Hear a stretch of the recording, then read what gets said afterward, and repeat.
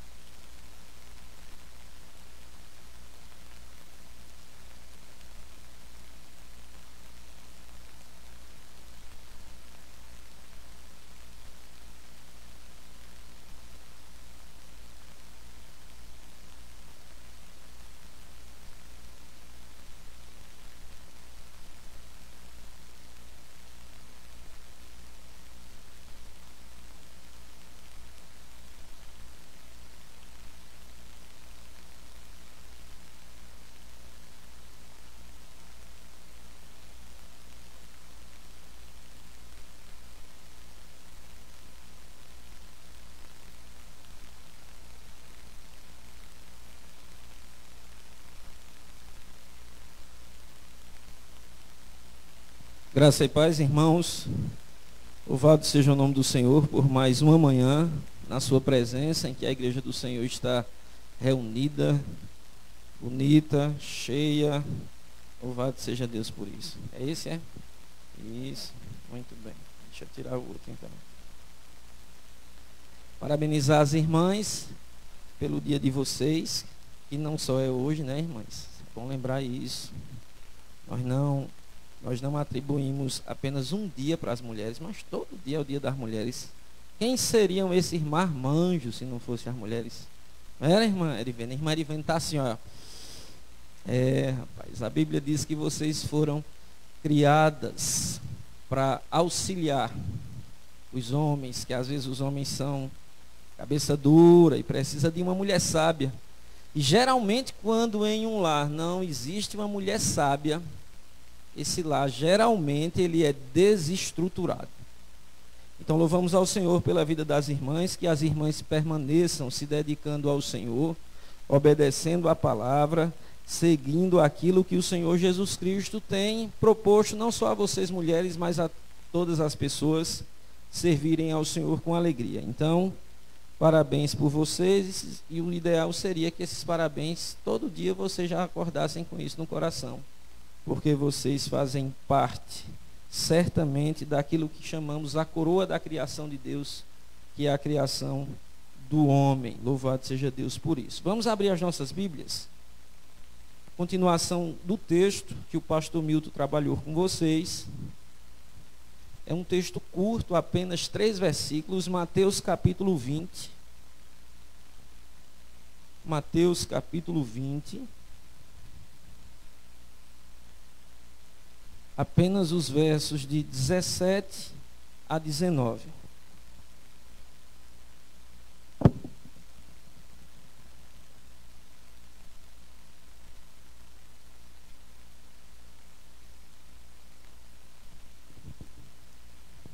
Diz assim o texto: Estando Jesus para subir a Jerusalém, chamou à parte os 12 e em caminho lhes disse: Eis que subimos para Jerusalém, e o Filho do Homem será entregue aos principais sacerdotes e aos escribas. Eles o condenarão à morte e o entregarão aos gentios para ser escarnecido, açoitado, crucificado. Mas ao terceiro dia ressurgirá. Louvado seja Deus pela sua palavra. Senhor, muito obrigado, Deus, por esta manhã. Que o Senhor mais uma vez possa falar aos nossos corações, pois precisamos, Senhor, ouvir a tua voz. E certamente sabemos que aquilo que o Senhor deixou revelado, a santa palavra de Deus, é o alimento para a nossa alma. E muitas vezes ficamos fracos por não atentar para os teus conselhos, para os teus decretos.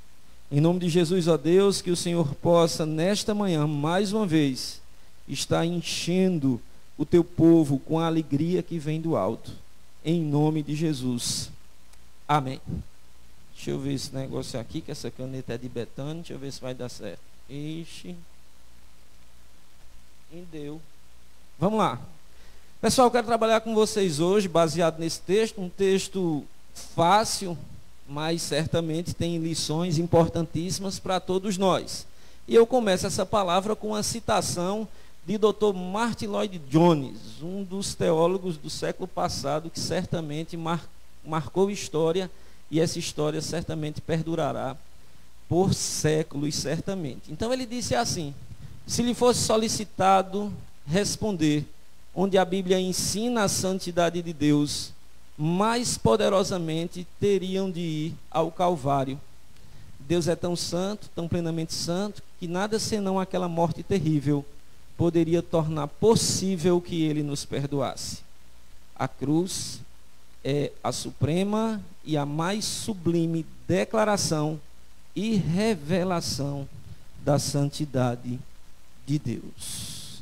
Certamente, se andássemos com Jesus Cristo nos tempos aonde ele narrava o que precisava acontecer para que o ser humano tivesse os seus pecados perdoados, certamente nós olharíamos para Jesus com um ar de rejeição e não concordaríamos com aquilo que muitas vezes ele ensinava aos apóstolos. Quando nós nos achegamos a esse texto, é uma quebra no raciocínio, de fato, que vocês vinham trabalhando a semana passada, onde o texto falava sobre a graça, aquilo que vocês conversaram a semana passada com o pastor Milton, do verso 1 até o verso 16. Quando trabalhadores foram contratados de última hora, nem por isso esses trabalhadores eram menos valiosos do que aqueles que trabalharam durante todo o dia. E a mensagem principal era: não importa quanto tempo você tem de igreja, o que importa é se a graça do Senhor te alcançou. E é necessário que nós entendamos isso, principalmente na conjuntura que nós vivenciamos atualmente, aonde muitas vezes as igrejas existem os seus xerifes, os seus donos. Eu sei que aqui não tem não, irmãos, mas geralmente quando a gente vai passando de 5 anos, 10 anos, é como se nós fôssemos achando que a graça de Deus, ela foi melhor comigo do que com aquele miserável pecador que chegou ontem. E a ideia do texto que vocês trabalharam era justamente essa, que não. Mesmo aqueles que foram chegados de última hora, eles receberam da mesma graça daqueles que já estão servindo ao Senhor há 20, a 30, a 40, a 50 anos. Às vezes nós nos questionamos porque pessoas vêm tão tarde para Cristo. E certamente algumas pessoas demoram a vir para Cristo. Sabe por quê, irmãos? Porque muitas vezes, como vocês certamente viram a semana passada, algumas pessoas ficam lá esperando que alguém vá lá contratá-los. E a mensagem do Evangelho é muito simples. As pessoas estão esperando que aqueles que vão lá colher, aqueles que são de Cristo, vão lá buscá-los. E essas pessoas somos nós. Depois que o Senhor Jesus Cristo, ele agora entrega esse discurso exponencial, ele agora vai trazer uma mensagem curta, profunda, e falando isso a terceira vez. Então eu queria trabalhar com vocês esse tema simples, mais profundo, onde diz que ele se entregou por nós. E aí nós vamos encontrar nesse texto aquilo que nós entendemos ser uma marcha de Jesus Cristo para Jerusalém. Quando nós falamos sobre marcha do povo de Deus, certamente nós nos lembramos logo do povo de Israel. Quando ele sai do Egito em busca da terra prometida e um monte de gente ali querendo as bênçãos de Deus. Todavia, me parece que eles queriam só as bênçãos de Deus, mas não o Deus da bênção.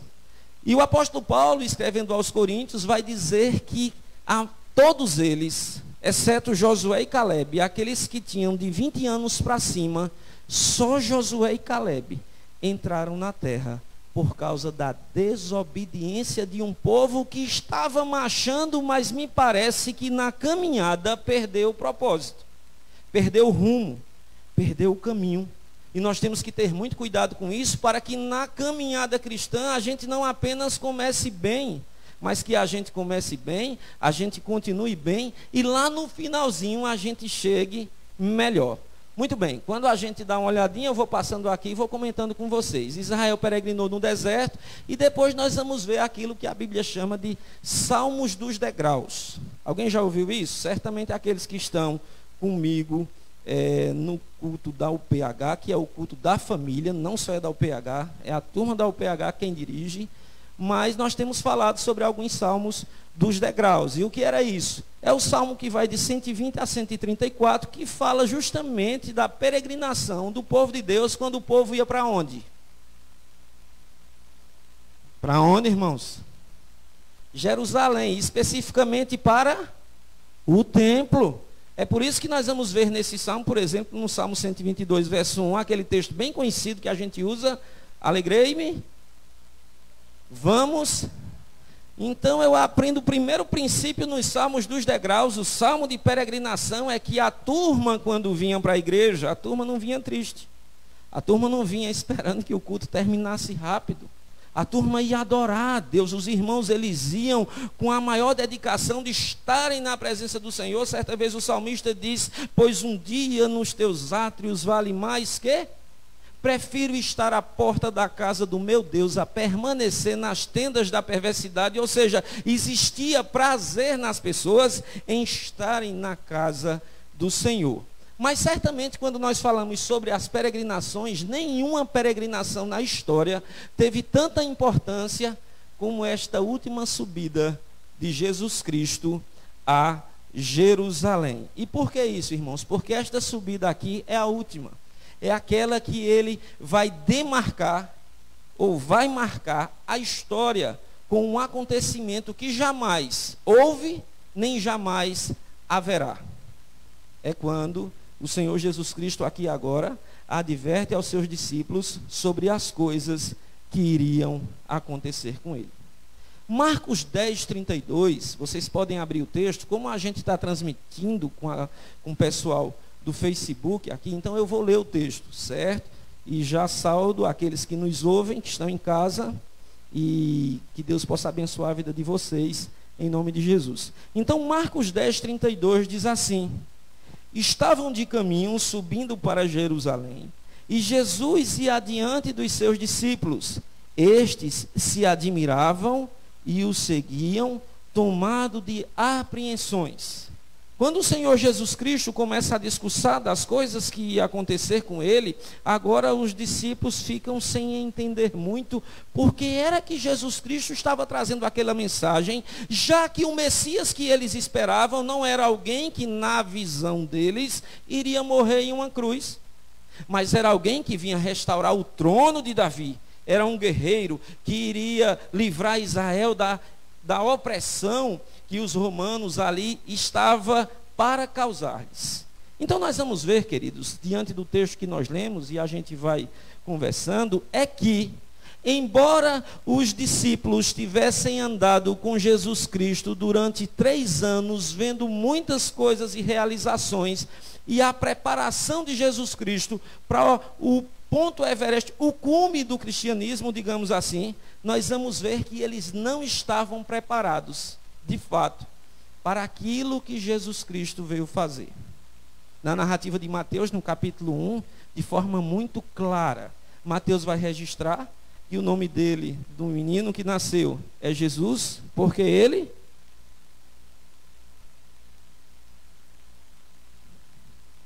Isso, aleluia, irmã, glória a Deus. Porque ele salvará o seu povo, não é o povo todo, não. Deixa desse negócio. Tem gente que pensa que Jesus Cristo, o fato dele ter morrido na cruz, já deu portão aberto para todo mundo ir para o céu. Mentira. Que conversa é essa? Camarada longe de Deus, vivendo a vida de pecado, não quer negócio com Jesus, não quer oração, não quer Bíblia, não quer vir para a igreja, mas quer ir para o céu. Só se for da boca do leão. Porque para o céu de Cristo só vai aqueles que foram remidos pelo sangue de Jesus. Olhando para o texto que a gente está, vocês vão ver uma coisa interessante que o texto posterior vai nos apresentar. E eu não vou falar sobre ele, só vou fazer essa observação, porque o pastor Milton vai dissecar esse texto para a semana, querendo Deus. Mas nós vamos ver que existia ali um paralelo antitético. algo que era contrário à primeira sentença. Enquanto Jesus Cristo sobe para Jerusalém para entregar a sua vida, alguns discípulos que estão acompanhando, eles têm outra ideia do que é subir para Jerusalém. Vocês vão ver que Pedro, Tiago e João, eles, embora tivessem ouvido a narrativa de Jesus Cristo, o que ia acontecer com ele, eles agora dizem assim: já que a gente vai subir para a terra de Davi, Senhor, permita que eu esteja um do lado direito e o outro do lado esquerdo. Miseráveis. Eles queriam estar em destaque. E esqueceram que durante todos esses anos que o Senhor Jesus Cristo os chamou para segui-lo, esses irmãos esqueceram que grande no reino não é quem é servido. Grande no reino é quem serve. E a gente sabe disso decorado, está na mente, a gente não esquece. Mas a dificuldade em servir da nossa parte é muito grande. Então a gente vai ver que eles sobem com intenções egoístas, de certa forma, o Tiago e João, pelo menos aquilo que o texto diz, enquanto Jesus Cristo sobe para se doar. O caminho via cruz, irmãos, não comove tanto o coração daqueles irmãos, porque eles estão querendo a glória deste mundo. E agora nós vamos ver que Jesus Cristo, ao narrar essa parte que nós estamos, ele não apenas falou sobre isso a primeira vez, mas ele, vou pular um pouquinho porque eu já falei sobre essa parte, ele predisse a sua morte pelo menos 3 vezes, o negócio parou de passar aqui, passou, muito bem. Na primeira vez que Jesus Cristo narra que ele iria morrer, que ele seria entregue a alguns homens e seria humilhado, houve reação dos apóstolos. Primeiro foi Pedrão, vocês sabem no texto. Pedro não aceita aquilo que Jesus Cristo está dizendo. Jesus Cristo, depois de fazer ali um milagre, ele agora, depois de Pedro fazer a sua confissão, tu és o Cristo. Olha o que acontece agora, queridos. Pedro começa a dizer a Jesus Cristo mais ou menos assim: deixa de conversa, Jesus. Você não vai morrer não, rapaz. Jesus Cristo olha para ele, creio que não foi com um semblante tão manso como do irmão Álvaro agora, mas certamente diz assim: arreda, Satanás. Rapaz. E Pedro não era crente, não. Era crente. O que é que eu aprendo com isso? Primeiro princípio que a gente tem que pegar nos textos, irmãos. O que é que eu tenho que aprender com esse texto? É que mesmo eu sendo crente, eu tenho que ter cuidado para que a minha vida, em algum momento, não seja instrumento do diabo.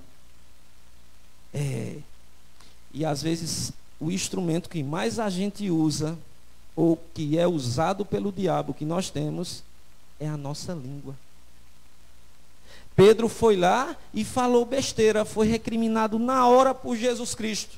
Na segunda vez, vocês vão ver, esse pitoco não pega não, vermelhinho pega não, vamos embora. Vamos lá, pega, é um verdinho, Da segunda vez, em Mateus 17, 22 e 23, Jesus Cristo diz as mesmas coisas que iam acontecer, mas agora os discípulos ficam calados. Depois de uma boa repreensão, presbítero Jair, Pedro disse: vou dizer nada mais não, deixa Jesus ficar com essa história aí, que vai se entregar, mas eu não vou dizer nada. Mas eles começam agora assim, entristecerem. Por quê? Porque a esperança deles era que o Messias vindo não fosse morrer daquele jeito que ele estava dizendo.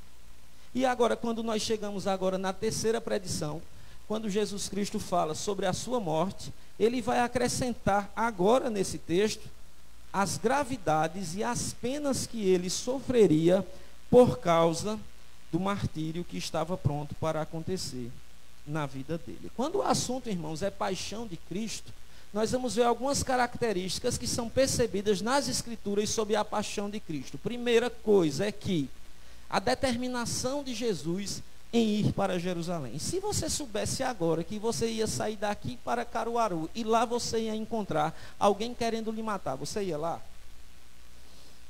É óbvio, não é, irmão? Só se for um suicida ou tiver tomado muita cana.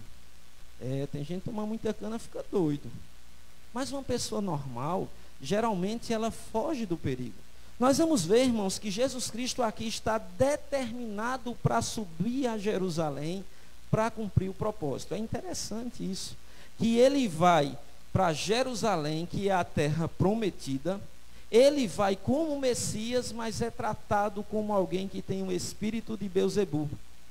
Outra coisa interessante é que a morte de Jesus foi amplamente debatida também pelos profetas. Lucas 18, 32 e 34 vai dizer que todos os profetas já vinham discorrendo sobre o que iria acontecer com Jesus. E por quê?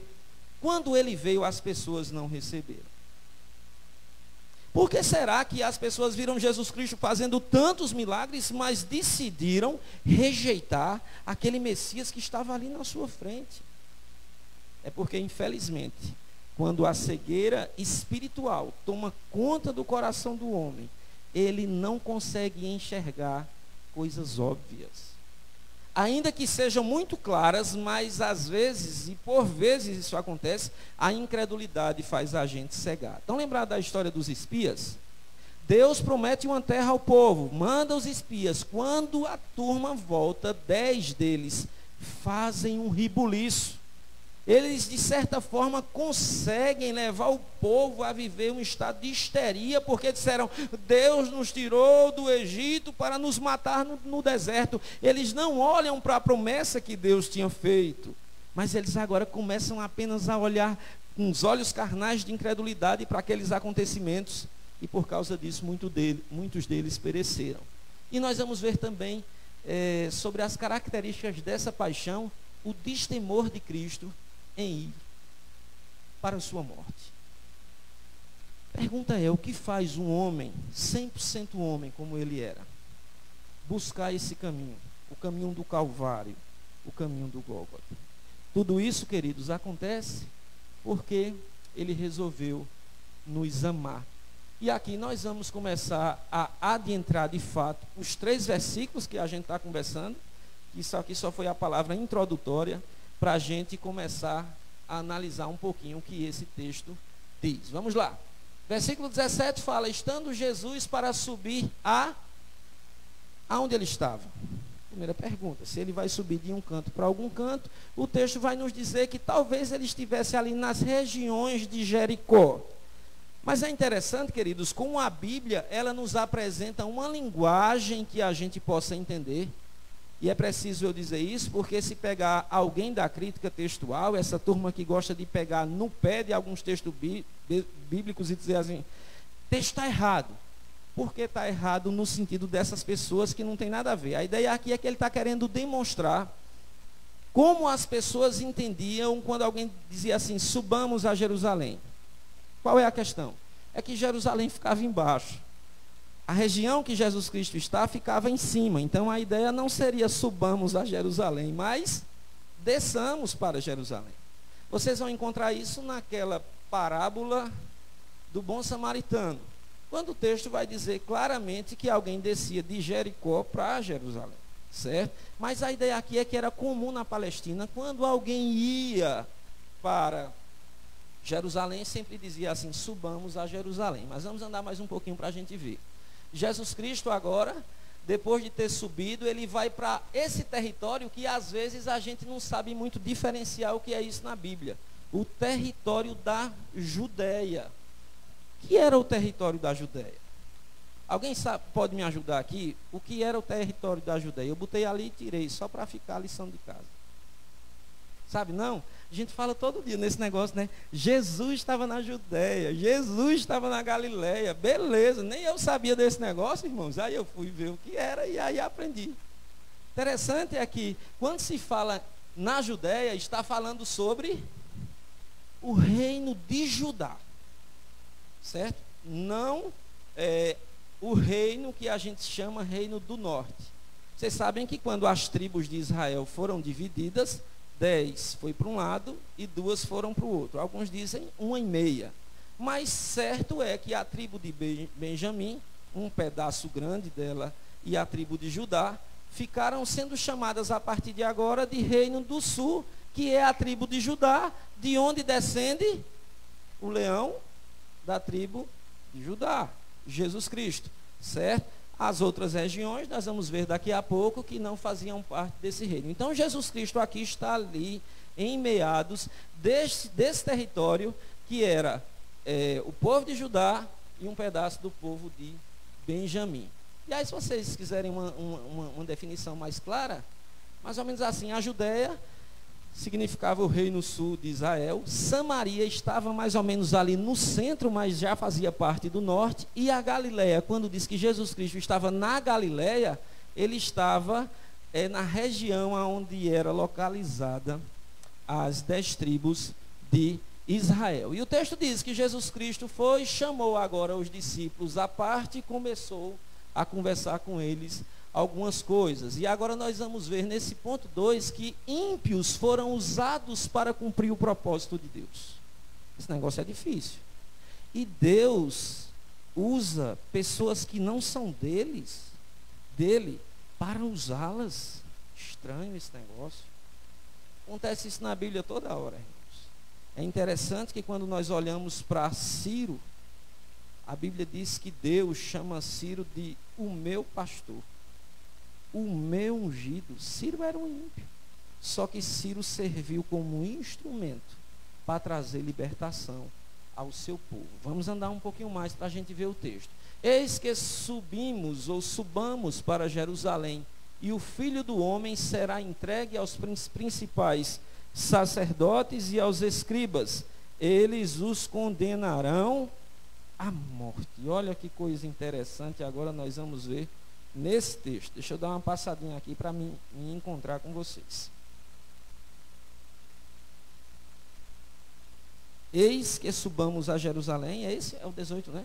Isso mesmo. E o Filho do Homem. Agora sabemos que não era só o Sinédrio que queria pegar Jesus Cristo e prender, mas mais detalhadamente sacerdotes e escribas também queriam matá-lo, e a gente vai ver um pouquinho alguns termos que são usados aqui. Por exemplo, o termo Filho do Homem. O que é que significa o termo Filho do Homem? Ele foi cunhado ali em Daniel, certo? Quando Daniel tem a sua visão das coisas que sucederiam no futuro, e ele tem uma visão de alguém que ele enxerga como filho do homem. Alguns teólogos vão dizer, filho do homem é uma expressão normal, é apenas alguém que é filho do homem. Mas, no geral, irmãos, isso é um título messiânico, que só é dado a Jesus Cristo, de alguém que viria com o propósito de trazer libertação para o seu povo. E é interessante quando nós olhamos que Deus, ele usa os ímpios, o Filho do Homem, aquele que seria entregue pelos principais sacerdotes, ele seria entregue pelo próprio desígnio de Deus. Olha o que o texto diz. Levantaram-se os reis da terra, e as autoridades ajuntaram-se, a uma contra o Senhor e contra o seu ungido, porque verdadeiramente se ajuntaram nesta cidade contra o teu santo servo Jesus, o qual ungistes. Quem? Oxe, havia esse negócio de oxe, ungiu, cadê o negócio, né? Eu estou enrolado nesse teu negócio, vice Betânia, vamos embora, cadê? Isso, vixe como voltei pouco, vamos embora, não, está coisado esse negócio aqui, oxe, aqui, tudo bem. Olha quem o bendito unge, Herodes e Pôncio Pilatos, com os gentios e gente de Israel, para fazerem tudo o que o teu propósito. O que é que eu aprendo com isso? É que Jesus Cristo não foi para a cruz por acidente, irmãos. Isso era o plano de Deus. A Bíblia nos diz em Apocalipse que ele é o Cordeiro de Deus que morreu antes da fundação do mundo.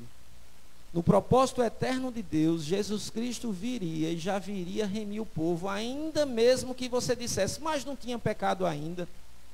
Mas em Deus, todas as coisas já estavam pré-determinadas como elas deveriam acontecer.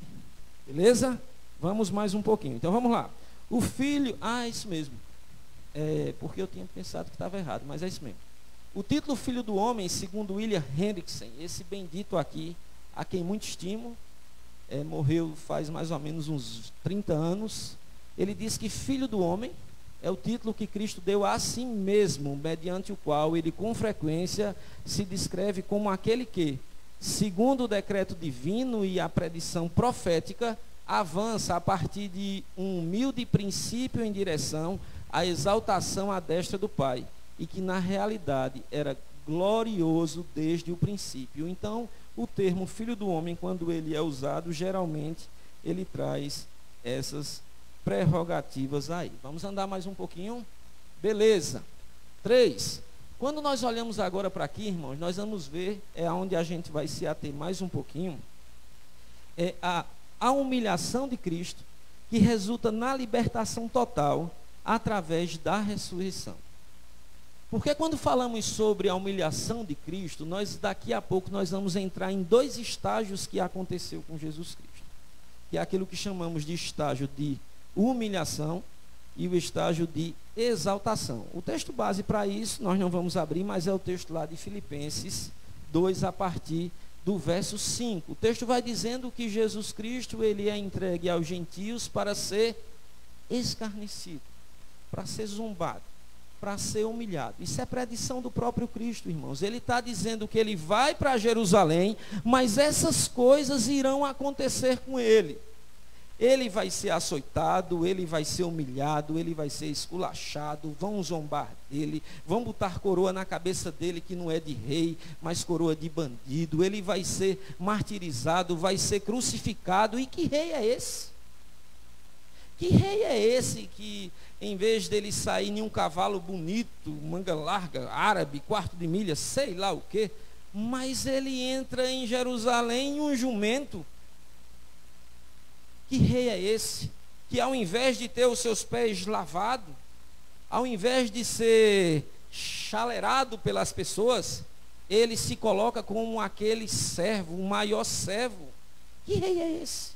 É por isso que os judeus até hoje eles não aceitam Jesus Cristo como Messias. Porque eles esquecem de olhar para Isaías 53 e eles fazem uma interpretação errônea, dizendo que ali é Israel que está sendo levada como ovelha muda ao matadouro, quando na verdade já existia predição profética do próprio Isaías dizendo que é uma pessoa. E essa pessoa ele tem 2 aspectos: o aspecto humano e o aspecto divino. É por isso que o texto vai dizer claramente que eis que um menino nos nasceu, um filho se nos deu, o poder está sobre os seus. Até agora quem nasce é um menino, ele é humano, não está falando que ele é Deus, está falando sobre a natureza de Cristo, está falando que ele é aquele que vem como um de nós. Mas depois o texto continua dizendo que esse menino ele é maravilhoso conselheiro. Mas como o menino pode ser o conselheiro maravilhoso? É apenas uma criança. Esse menino que é maravilhoso conselheiro, ele é o Deus forte. E aí, irmãos, aí eles já se complicam para querer interpretar que a criança é Israel e que Israel é Deus forte. Ele é o príncipe da paz. Ele é aquele que o próprio Isaías diz que Deus se agradou em moê-lo. Deus tenha misericórdia. Porque quando Deus moe alguém, irmãos, a gente vê a ira de Deus sendo derramada de forma clara. Não foi em Faraó, não foi naqueles homens lá na torre de Siloé, não. Mas a descarga total da ira de Deus foi descarregada em Jesus Cristo. Jesus Cristo aqui, irmãos, ele está falando sobre coisas que iria acontecer com ele. Você já pensou, se você soubesse do que era que você iria morrer? Você queria saber desse negócio? Eu não. Ia ser frustrante. Já pensou se eu morrer um dia, sei lá, de um acidente feio, de morte morrida, ou morte matada, de câncer, de gordura no fígado porque comeu muito, sei lá. Mas eu não quero saber. Jesus Cristo não tinha essa opção, porque ele era onisciente. Ele sabia de todas as coisas que iria acontecer com ele. E mesmo assim, em nenhum momento ele titubia, ele vai dizer, vou voltar, vou mais não. Sabe por quê, queridos? Porque existia eu e você, que ele por amor, por graça, decidiu pagar a nossa conta. A ideia aqui que Jesus Cristo está querendo mostrar aos discípulos, preparando os discípulos, é para que eles entendam que o Filho do Homem, aquele que é Deus, é necessário que ele tenha uma morte humana. Mas Deus morre? Jesus Cristo morreu. Em nenhum momento ele deixou de ser Deus. Em nenhum momento ele deixou de ser homem.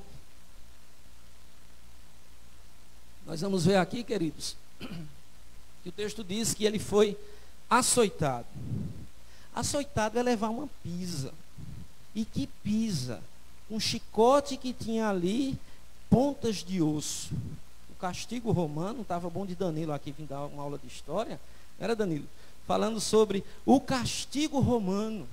Era cruel, irmão. O sofrimento era triste.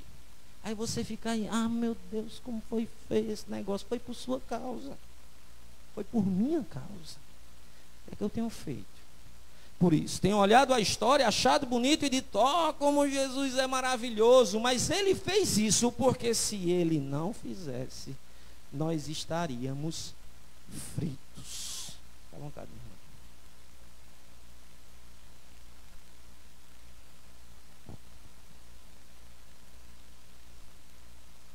Aí é que está.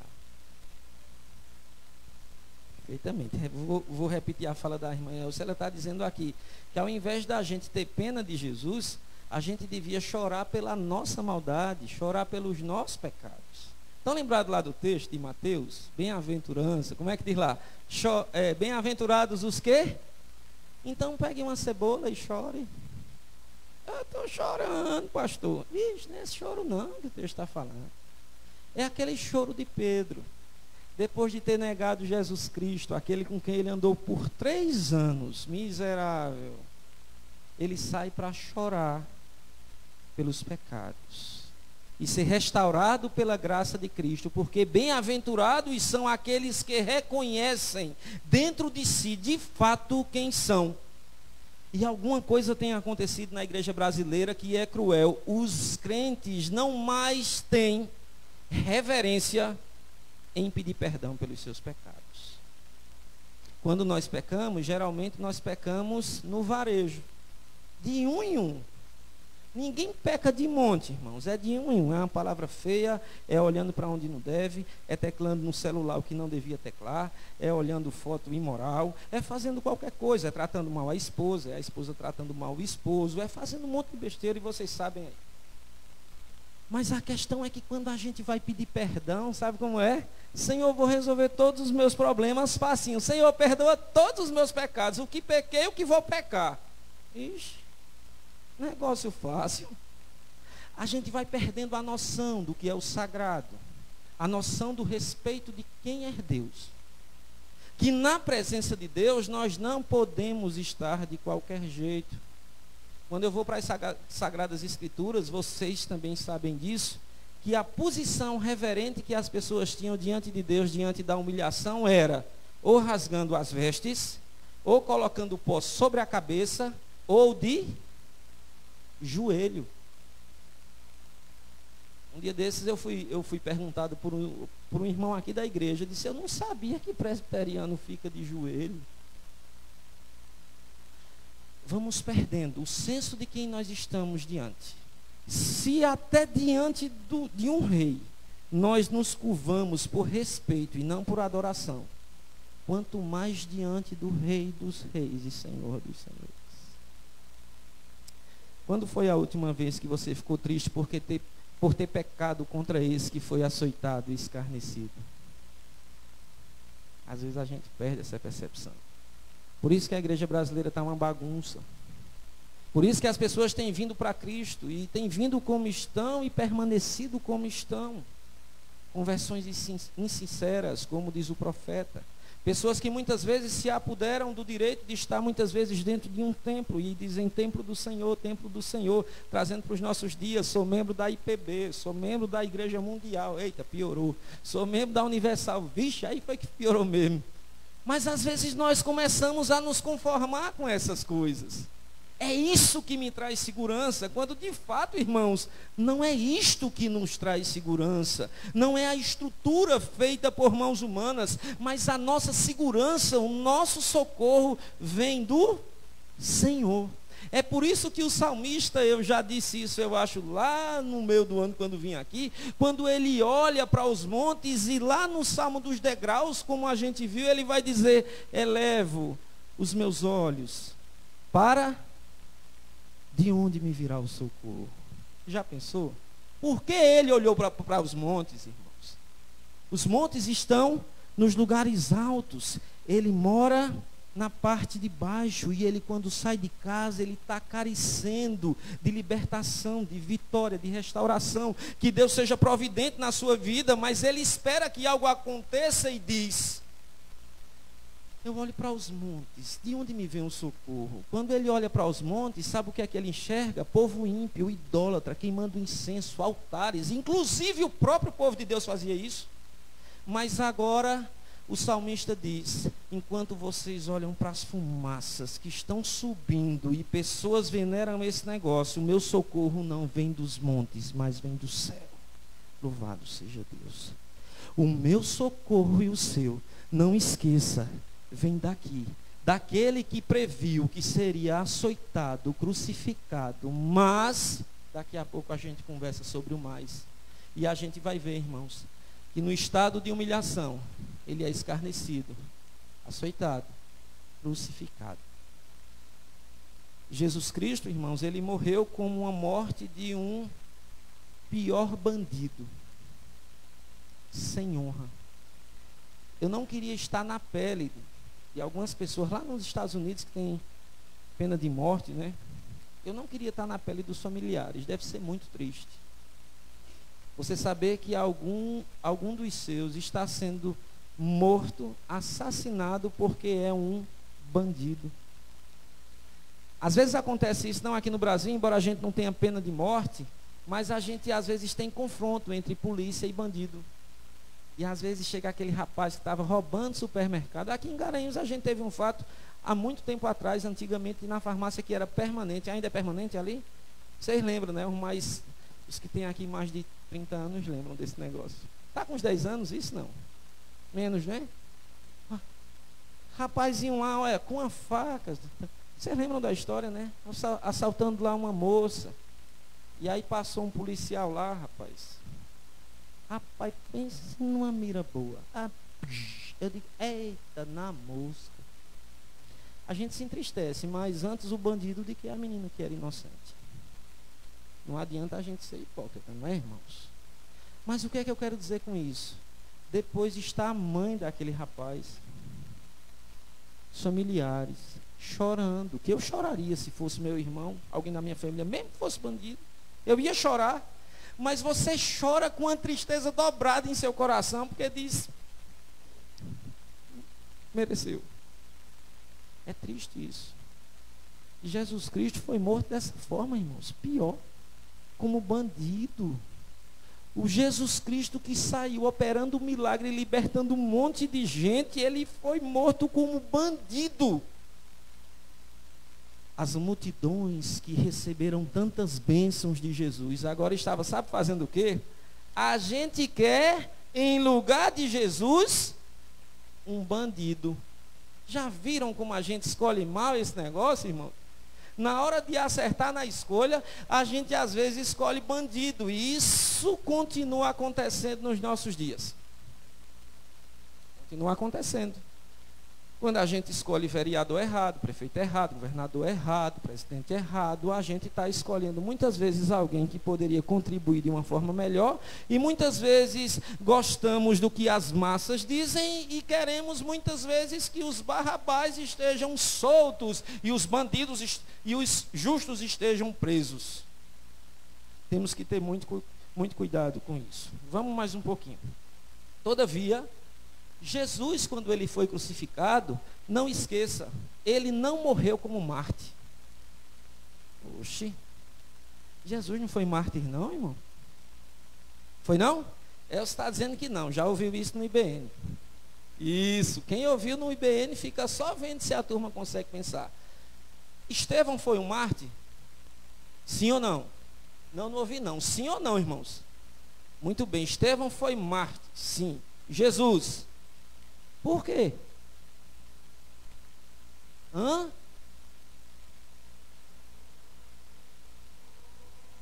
Muito bem, chegou mais ou menos aonde eu queria. Na hora que disse de Estevão foi uma força, não foi? Na hora que disse Jesus deu enfraquecida, e quando eu disse por que enfraqueceu mais duas abençoadas ali deram uma luz aqui para mim saber o que aconteceu. Se Jesus Cristo tivesse vindo apenas como Marte, ele seria apenas uma pessoa que tinha morrido por um propósito, mas aquilo que ele fez não trazia benefício, ou traria benefício direto para a minha vida. Foi isso que aconteceu com Cristo? Não, irmão, Jesus Cristo ele não morre como mártir, mas como redentor da humanidade, como resgatador. Não foi apenas alguém ou mais um dentre o piso de sangue que nós temos dos mártires da igreja cristã em toda a história, até nos dias atuais, não. Mas ele foi aquele sacrifício perfeito que Deus tanto esperava, que todo o Antigo Testamento, todo aquele sangue que era derramado para tentar justificar o pecado das pessoas, mas não conseguia, mas tudo aquilo apontava para alguém que, na hora que fosse entregue como sacrifício, aquele sacrifício chegaria diante de Deus como um aroma agradável. Por isso que o profeta diz assim: o Senhor verá o fruto do teu penoso trabalho e ficará. É interessante que o penoso trabalho, irmão, cuidado para não pensar que é você quando vai evangelizar. Às vezes a gente sai para evangelizar, aí sua, e aí depois dá uma dor de cabeçazinha. Às vezes acontece, irmãos, vários dias, às vezes quando a gente está aí de tarde, num sol quente, vai dar uma dor de cabeça. Aí você lembra desse texto: ele verá o fruto do meu penoso trabalho e ficará satisfeito. Miséria, o texto não está falando sobre isso não. O texto está dizendo que o trabalho que Deus se agradou e ficou satisfeito não são as migalhas que nós entregamos a Ele, mas foi aquilo que o Redentor, Jesus Cristo, fez pela humanidade, para a glória do Pai. Tudo isso Ele fez com propósito. Esse é o estado de humilhação. Aquele que é Senhor se torna servo. Aquele que é Deus entra em nosso tempo como homem. A maior humilhação de Cristo, não esqueça, não foi essa. Não foi o açoite, não foi o escárnio e não foi a cruz. Você diz: foi o que, pastor? Foi se tornar gente. Ter nascido na plenitude do tempo de uma mulher pecadora. Esse foi o maior estado de humilhação. Alguém que é rei sai do seu local geográfico para se tornar um de nós. Sofreu o que eu e você sofremos. Sente dor, sente sono, sente fome, dá vontade de ir ao banheiro. Tudo isso Jesus Cristo passou. Isso é humilhação. Aqui só foi uma consequência dela. Todavia, a Bíblia nos ensina que quando Jesus Cristo ele se humilha, a humilhação não é o ponto final da história. A humilhação, o sofrimento, a cruz não é o ponto final. É isso que Jesus Cristo está querendo dizer aos seus discípulos, dizendo que não pensem que eu vou ficar lá no túmulo. Não pensem também que alguém vai abrir o túmulo, mas eu é quem vou abrir ele de dentro para fora. Louvado seja Deus. Foi Jesus Cristo, irmãos. A Bíblia nos diz que Ele é quem entrega a sua própria vida com espontaneidade. Ele vai dizer lá em João 10:18 que tenho autoridade para entregar a minha vida, mas também para reavê-la. Por isso que ele explica que vai se humilhar, vai sofrer, foi crucificado, mas ressurgirá ao terceiro dia. Pode falar.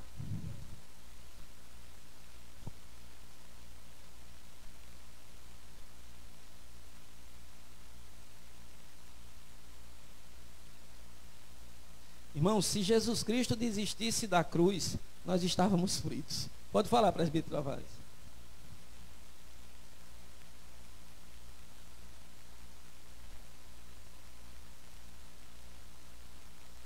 Ser escarnecido. Aí é que está. O judeu, ele não poderia matar de forma alguma. Entendeu? Porque ele ia ser considerado como um assassino. Sim.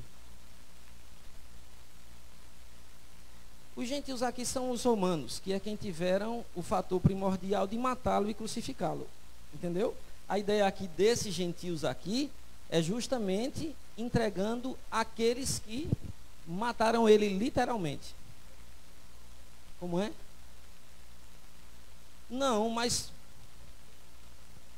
não houve absolvição. Se tivesse havido a absolvição de Pilatos, ele tinha sido solto. Pilatos tirou o corpo fora. Ele disse assim: eu estou deixando na mão de vocês para vocês julgarem. E o povo pegou e disse assim: a gente quer que ele morra. Mas fale. Eu quero botar um microfone para ele falar, porque o povo lá de casa não está ouvindo, rapaz. Não, a questão que eu entendo é o seguinte: quando Pilatos lava as mãos, ele diz: nós não vamos julgar o seu caso, deixa com você. E você respondeu. O que é que eles disseram, os judeus, os que estavam pedindo condenação? Que o sangue caia sobre nós.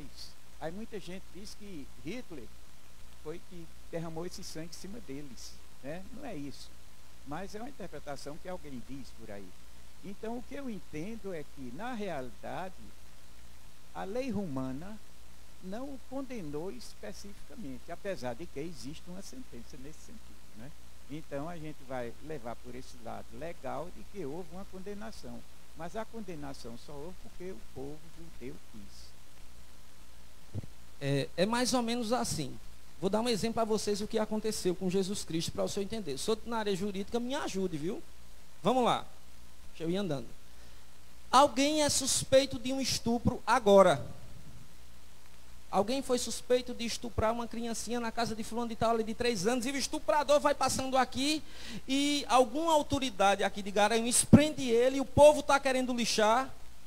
Aí a autoridade diz assim: eu não vou julgá-lo, eu entrego para vocês. O que é que vocês querem?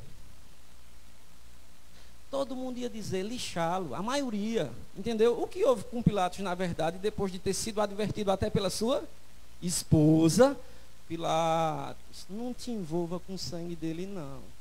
Quando o irmão falou sobre o sangue dele caia sobre nós vamos ver que no ano 70, o sangue caiu. Os romanos chegam ali em Jerusalém, acabam com tudo, vai matando todo mundo e vai massacrando todo mundo, o maior terrorismo.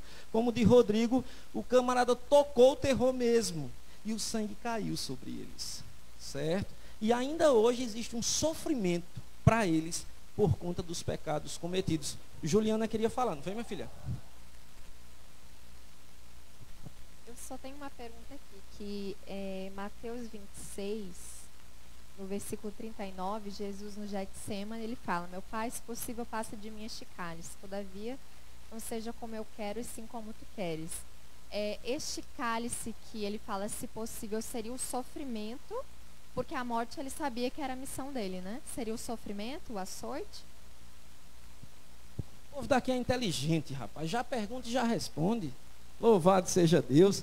Era a ira de Deus.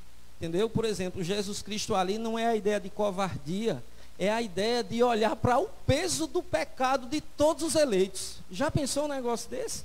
Ele sendo Deus, podendo desistir, e fica aquela luta, e ele está lá no Getsemane e ora, e os poros dele, e agora sai sangue, irmãos. Já pensou no momento de exaustão que Jesus Cristo sofreu? Porque ele é Deus, ele sabe do que iria acontecer com ele. Todavia, ele também sabia desse último detalhe, é que ele ressuscitaria ao terceiro dia. Ao terceiro dia, que na verdade não foram dias de 24 horas. Não foi 72 horas no túmulo. Se ele morre sexta-feira de tarde e ele ressuscita domingo de manhã, Edilson já tem uma pergunta ali, não vou nem levar o microfone, pode ser difícil demais. Encoste, meu filho, mais para perto, tem que deixar o microfone lá em cima. Então Jesus Cristo passou aí no sentido de passar por 3 dias, a sexta, sábado e o domingo, não 72 horas. Pode falar, meu querido.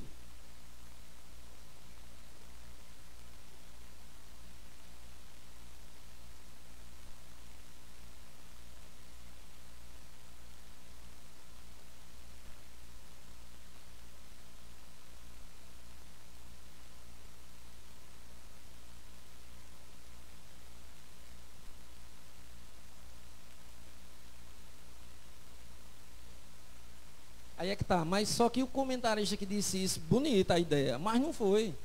O texto bíblico vai ser claro que quem tinha a primazia de cumprir um decreto do imperador não seriam os hebreus, mas sim um soldado romano. É tanto que o texto bíblico vai dizer que um soldado romano enfia a lança nele. Certo? Então, assim, quem cumpriu lá o decreto, a morte dele, foram os soldados romanos, de fato. Podem perguntar. Fala aqui. Isso. Essa é a questão que Deus falou agora. Jesus era sacerdote. Ele era sacerdote e ele era o sacrifício. Então, ele mesmo se ofereceu. Eu vou parar por aqui, nessa questão, porque senão eu vou falar agora sobre os 3 ofícios de Cristo.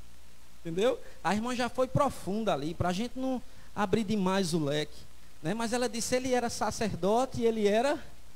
Aí é que tá, os 3 ofícios de Cristo, e aqui eu paro, é que ele era sacerdote e rei. E também era o sacrifício. Entenderam? Mas isso aí a gente fica para outra aula. Vamos lá. O resgate de Jesus Cristo, e aqui complica um pouquinho, e tem gente que vai dizer assim, eita, esse gordinho tá doido. É que Jesus Cristo não morreu por todo mundo. Chocou? Eu me choco com um negócio desse. Vocês podem nos chocar, mas eu me choco. Porque a minha Bíblia diz que Deus amou o mundo que deu o seu Filho para todo aquele que, ou crendo nele, ou os que creem, não morram, mas tenham a vida eterna. E agora eu venho com essa história que Jesus Cristo morreu só por alguns. Ficou estranho esse negócio. Isso, muito bem. Vamos lá. Irmãos, vou só botar um pouquinho. Já viu aquela história? Quem aqui já comeu caldo de mocotó? Ninguém. Tem uma turma ali atrás, olha. Rabada de boi. Renildo, gosta não, meu filho, de rabada? Isso, eu tenho um cunhado lá em Bom Conselho, João Wesley. Um homem gosta de rabada demais. Então agora eu vou engrossar um pouquinho o caldo, beleza? Vamos lá. Só existem 2 opções para o sacrifício de Cristo. Ou ele morreu para pagar o pecado de todo mundo, ou ele morreu para pagar o pecado de alguns.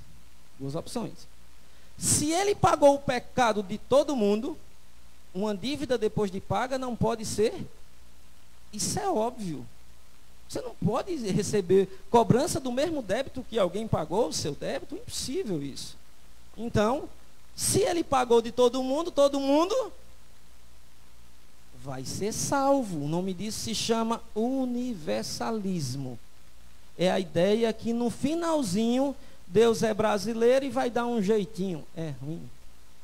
Tem um outro lado que diz assim: Deus, embora o sacrifício dele seja suficiente para salvar toda a humanidade, vai ter eficácia, o resultado pleno, só na vida daqueles a quem ele escolheu. É complexo isso? Demais. Mas é o que a Bíblia vai nos deixar claro. Ele deu a sua vida em resgate por muitos. E lá na linguagem do apóstolo Paulo vai dizer que ele morreu por causa das nossas transgressões, mas ele ressuscitou para nossa justificação. Rapaz, que coisa maravilhosa. Justificação, embora muitas vezes a gente não entenda o que é a ideia de justificar, mas é a ideia mais ou menos de colocar na conta de. É até um termo contábil que o apóstolo Paulo usa, e o presbítero Tavares podia dar uma aula a gente sobre esse negócio de imputar uma dívida na conta do outro. Os nossos pecados foram imputados em Cristo. Quando nós chegamos agora diante da presença de Deus, manchados pelo pecado que ainda cometemos, falhos como somos, transgressores, com preguiça às vezes de orar. Rapaz, e dá uma preguiça de orar, de ler a Bíblia, de ir para a igreja. É um monte de preguiça que a gente tem, mas mesmo assim, quando a gente chega na presença de Deus, Ele olha a gente e diz assim: mas rapaz, é justo.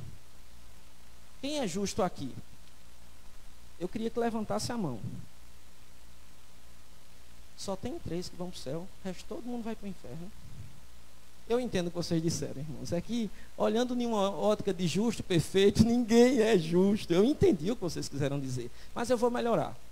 Quando nós nos apresentamos diante de Deus, não é a minha justiça que Deus agora vai olhar e vai dizer, eu aceito o que você está fazendo. Não sou eu. Não é o seu louvor, não é o acorde do instrumento, não é a palestra boa, agradável, bonita. Não é bonzinho ficar ouvindo os irmãos. Não é isso. Mas é que quando Jesus Cristo agora olha para a gente, sabe o que é que ele vê? O sangue de Jesus, que nos purificou de todo pecado. Por isso, hoje, nós podemos agora adentrar aos santos dos santos com toda intrepidez e ousadia e dizer, Senhor, não por minha justiça, mas por causa daquilo que Jesus Cristo fez, por causa da ressurreição dele, eu posso agora declarar que eu fui justificado pela tua graça e pelo teu amor. Qual a pergunta? Melhorou agora, irmãos? Quem é justo? Quem é justo, irmãos? E isso, não tenha medo de dizer não é você, é a justiça de Cristo, entendeu? A aceitação é de Jesus Cristo, e agora eu tenho que perceber o que é, como deve ser o meu comportamento diante de tão grande bênção, em saber que, sendo um miserável, cheio de débito, aquele homem que devia milhares e milhares de talentos, como é que agora eu posso me apresentar diante do rei com a conta paga? Já viram lá? Faça a cena. Só faltou o menino aqui com teclado. Cadê Daniel? Daniel, som de música do noivado. Bota ali. Vai lá, rapaz, ligeiro. Isso. Perfeito. Já viram lá como é que vai ser o casamento, irmãos? Tem aquela história do casamento. Cadê Daniel? Daniel, rapaz. Ah, tu subiu. Era aqui o casamento. Isso, chega cá. Resultado, irmãos. Já pensaram quando o apóstolo Paulo vai falar sobre a vinda de Cristo agora, daquele que foi ressuscitado, daquele que venceu a morte, daquele que rompeu os grilhões do inimigo, daquele que mata o pecado? Já viram o que aconteceu? Já fizesse entrada nupcial de casamento, Daniel? Faz um aí para me ver o negócio. Não está baixo o teclado. Está baixo.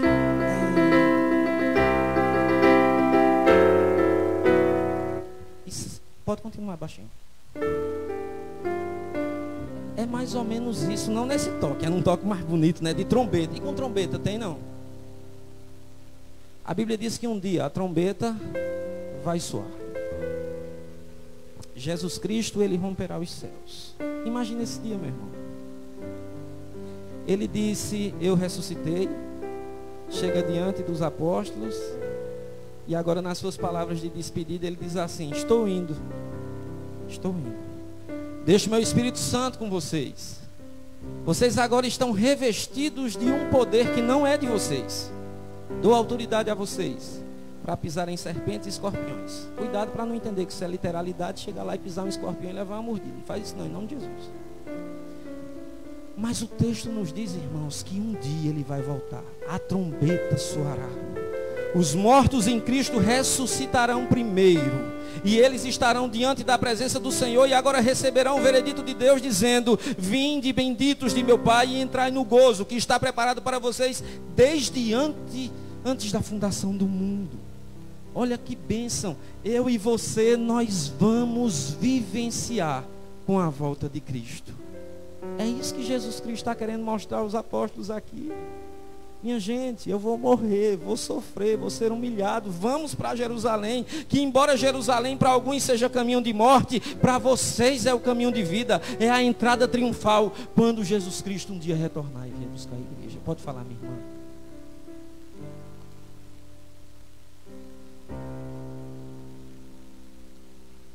Perfeitamente, irmã, é isso mesmo. E agora eu vou terminar com vocês, que eu já conversei demais. Vamos embora. Cadê? Bora. Algumas aplicações básicas, irmãos. A cruz não foi um acidente. Daniel, obrigado. Lindo. Depois tu pega o da trombeta, que um dia eu vou fazer isso de novo. A cruz não foi um acidente na vida de Jesus, mas uma agenda. Ele veio aqui para cumprir uma agenda. Essa fala aqui é de HDL. Sabe o que é que significa, não sabe? Hernandes Dias Lopes. Beleza? Quando vocês verem aqui eu botando alguma coisa HDL, geralmente é o Hernandes aqui, viu? Ele veio para morrer. Segunda lição, irmãos, é que, olha lá, Jesus sempre vai à nossa frente, conduzindo as nossas vidas, mesmo ante as adversidades. Foi assim que ele fez com os discípulos. Os discípulos talvez não quisessem subir para Jerusalém. Às vezes nós não queremos ir para os locais que Jesus Cristo quer nos levar, mas não esqueça, é Ele quem vai à nossa frente, é Ele quem vai à tua frente. Agora, cuidado para não entrar em alguma rua que Ele não queira. E como é que eu vou entrar em uma rua que Ele quer ou não? Como eu sei disso? E eu falava com alguns adolescentes ontem lá em casa, adolescentes, pré-adolescentes. Eu cheguei perto de Caio, meu filho, Caio tem 11, vai fazer 12. Eu disse, Caio, as crianças vêm para cá para casa quando? Ele fez, crianças não, pai. Eu olhei assim, eu digo, é brincadeira um negócio desse. Adolescentes. E eu conversava com os adolescentes justamente isso, que eles devem ter cuidado para não andarem nos caminhos tortuosos. E eu só vou saber o que é caminho torto ou caminho reto se a minha vida estiver pautada aqui. Crente não é para viver de eu acho, é para viver o que diz a Bíblia. A Bíblia diz, está escrito. Foi assim que Jesus disse. E um exemplo que eu dava aos jovens lá, uma turma abençoada, uns meninos bonitos, umas meninas lindas, e eu dizia, quando aparecer aquele gabiru que não é crente querendo namorar com você, qual vai ser a primeira atitude que você vai tomar para saber se é de Deus ou não? Aí um deles disse assim, ô pastor, vamos olhar a roupa, né? Se estiver mal vestida, desmantelada, a gente não quer não, né? Eu digo, não é para querer não, mas o primordial não é isso. O primordial é olhar a roupa de dentro. O que é que ela crê? Qual é a fé dela? As nossas igrejas, irmãos, estão se misturando a cada dia. Parece que perdemos o princípio de cristão casa com cristão. Agora é o desmantelo qualquer. Esquecemos do que está escrito. O Senhor não se agrada de casamento com noiva suja, mas com noiva limpa.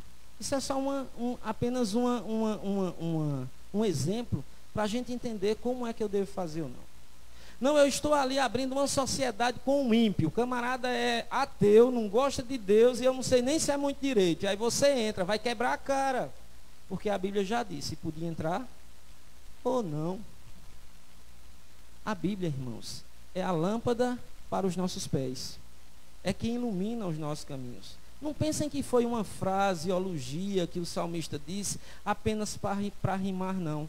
A ideia era que o candeeiro, geralmente, quando andava, para o camarada não pisar em alguma serpente ou alguma coisa do tipo no deserto, ele ia andar aqui, ó, um candeeirozinho, e aí ele pega essa ilustração e vai dizer, lâmpada para os meus pés é a tua palavra e luz para os meus caminhos. E aqui eu termino com a última questão. Da mesma forma que a peregrinação de Cristo mudou o rumo da história, com nossas vidas poderemos mudar a trajetória de tantas pessoas que ainda permanecem nas trevas. Vou dizer de novo. Da mesma forma que a peregrinação de Cristo mudou o rumo da história, com nossas vidas poderemos mudar a trajetória de tantas pessoas que ainda permanecem nas trevas. Agora sobrou para mim e para você.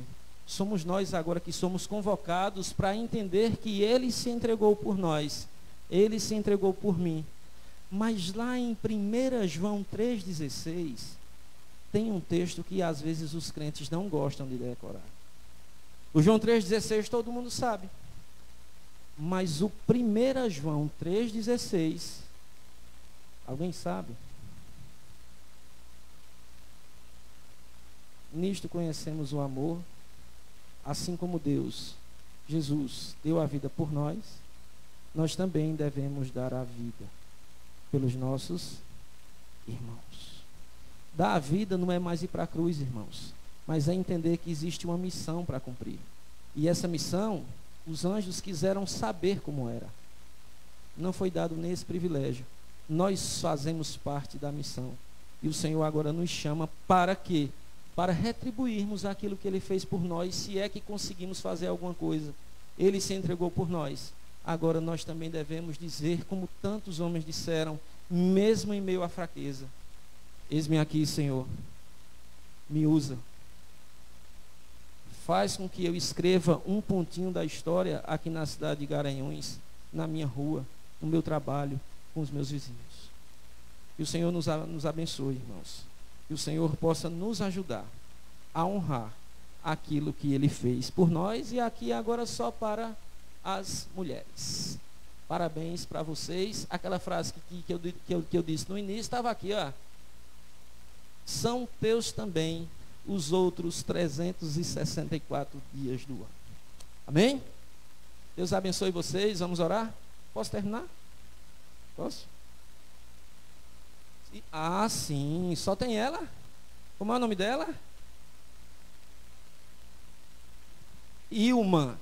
E o da irmã? Elaine. Seja bem-vinda, viu, minha irmã? Não é mais visitante não, viu? É convocada agora. Estão em casa. Certo? Deus abençoe vocês. Mais alguém nos visitando? Não? Mais alguém? Deus lhe abençoe. Como é seu nome, irmã? Quem?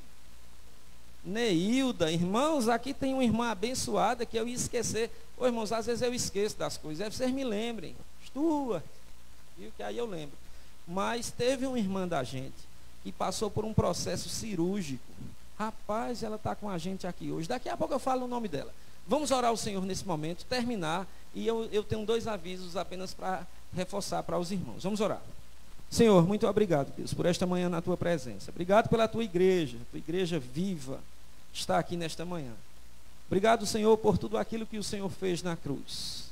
Podemos ver que o Senhor avisou que essas coisas aconteceriam, as coisas aconteceram como o Senhor disse. Mas nós sabemos que ainda existem coisas que o Senhor falou que estão para acontecer, e uma delas é a tua vinda. Mas enquanto o Senhor não volta, o Senhor também nos ensinou que existem pessoas que precisam vivenciar esse grande amor que impactou as nossas vidas. Oh, Pai, abençoa a tua igreja, Deus. Aviva a tua igreja, Pai, que o teu Espírito Santo possa a cada dia nos despertar para uma vida de adoração na tua presença, em nome de Jesus. Receba a bênção. Que a graça do nosso Senhor e Salvador Jesus Cristo, o amor de Deus, o nosso eterno e bondoso Pai, e as consolações do Divino Espírito Santo esteja com todos os irmãos que aqui estão e com todos aqueles que estão espalhados sobre a face da terra. Amém. Deus abençoe. Esperem só um pouquinho. 2 avisos. Cadê? Esqueci. Um era... Cadê meu papelzinho? Ah, tá aqui. Tinha botado aqui, ó.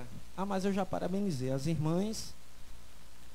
Aqueles irmãos que quiserem receber visita pastoral, a gente está visitando todas as casas, irmãos. Mas eu e presbítero Nidinho, acho que já rodamos aí uma boa turma, mas ainda falta um monte. Às vezes, algumas pessoas precisam receber essa visita com mais urgência. Eu não sou onisciente. Pode entrar em contato comigo, ou com o pastor Milton, ou com o Jean na secretaria. E quando a gente visitar você, em nome de Jesus Cristo, faça bolo não. Todo canto que eu chego tem um bolo, misericórdia. Não dá não, irmão. Já engordei mais 5 quilos aqui em Heliópolis. Faço não. A última casa foi do irmão Vicente e a irmã Zeni. Chega lá, faz um bolo de milho bom da beleza. Aí quando chega eu digo, eu não quero comer não. Aí chega, cadê presbítero Nidinho? Tá aí não? Aí ele faz, pois eu quero. Vamos lá. Mas eu quero visitar vocês. E minha casa também está aberta para receber vocês. Alguns irmãos têm ido lá orar conosco e tem sido bênção, certo? Quero outra coisa. Só reforçando o evangelismo, pessoal. A gente viu aqui que ele se doou por nós. Sábado não é uma agenda apenas de um dia de evangelismo. A gente tem que viver a vida de Cristo todos os dias. Mas vai ter essa questão, sábado de tarde. Seria muito bom que os irmãos que puderem, e eu sei que um monte pode. Um monte. Outros eu sei que não podem não. Os que não podem, têm uma missão para vocês. A missão é orar. Joelho no chão, quem puder. Senhor, tem misericórdia, ajuda esse propósito missionário, que pessoas possam ser impactadas, porque a gente vai lá fazer obra, irmãos, mas a gente não consegue salvar ninguém. A gente joga a semente, alguém vai regar a semente, mas só tem crescimento se Deus quiser. Mas precisa de gente para plantar e para regar. por osmose ninguém é salvo. Pensamento, telepatia, vai lá, Jesus encontra com fulano. Que conversa. Ele mandou a gente, foi pregar o evangelho a toda criatura, beleza?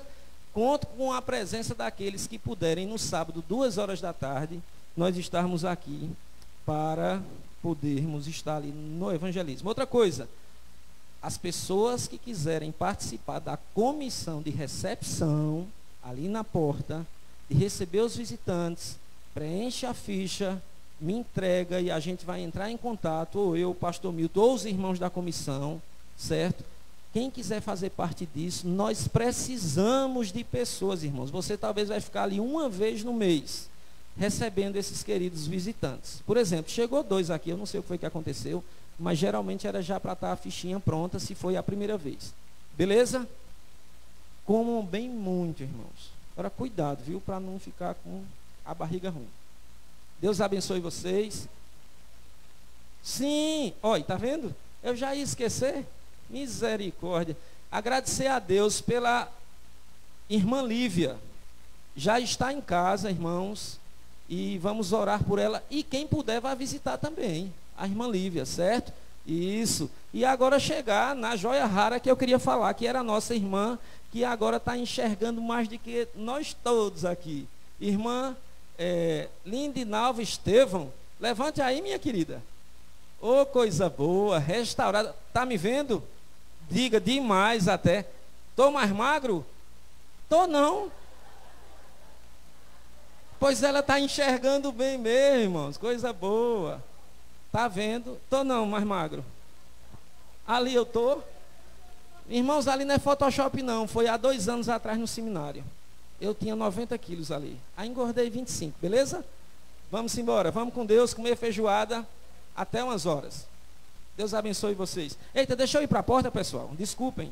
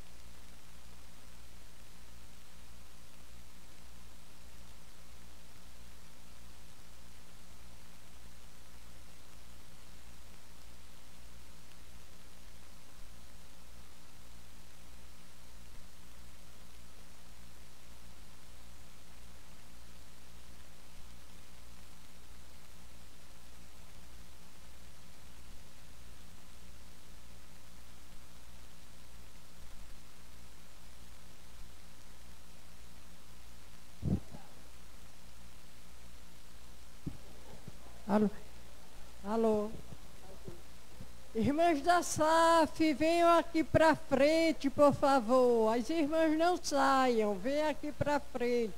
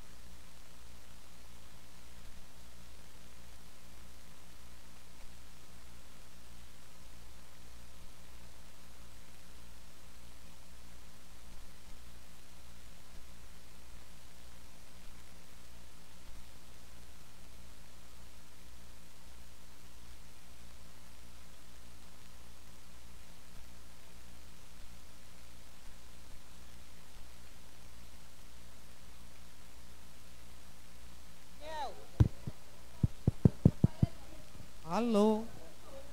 Vamos lá, as cantoras da SAF. Vamos começar o nosso ensaio, gente?